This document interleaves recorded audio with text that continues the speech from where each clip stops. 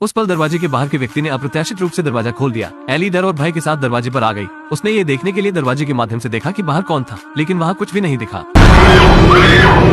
उसने मेज पर कैंची पकड़ ली और दरवाजे पर चाकू मारा। आखिरकार उसने बाहर के इंसान को डरा दिया। एली ने जल्दबाजी में दरवाजा बंद कर दिया। वो उस पल में घबरा गई थी। बड़ा बेटा अपने कमरे से बाहर आया जब वो अपनी माँ के कमरे के पास से गुजर रहा था, तो उसने अपनी माँ को अंदर चिल्लाते हुए सुना। जैसे ही वो अंदर जाने और पूछने वाला था, जब उसने अपने बेटे को चिल्लाते हुए सुना, तो एली कमरे से बाहर निकली और फिर बड़े बेटे के कमरे में आ गई। वो उससे पूछने वाली थी आखिर क्या हुआ, लेकिन बड़ा बेटा डर के कारण दरवाजा नहीं खोल रहा था। एली को दूसरी चाबी की तलाश के लिए नीचे जाना पड़ा और सुरक्षा के लिए एक चाकू को उठा लिया। जब उसने अपने बड़े बेटे का दरवाजा खोला, तो सबसे बड़े बेटे ने उसे बताया कि वो नहीं चिल्ला रहा था। एली जल्दी से अपने छोटे बेटे के कमरे में पहुंची। छोटे बेटे ने कहा कि वो नहीं जानता कि उसके भाई के साथ क्या हुआ। अचानक उसके कमरे में आ गया और उसे डरा दिया। एली को लगा कि घर बहुत अजीब है, इसलिए उसने पुलिस को बुलाया, लेकिन पुलिस ने पूरे घर की जांच करने के बाद उन्हें किसी दूसरे व्यक्ति का कोई निशान नहीं मिला। उन्होंने ये भी सोचा कि एली मानसिक रूप से बीमार थी, इसीलिए उसने पुलिस को बुलाया। जैसे ही पुलिस चली गई,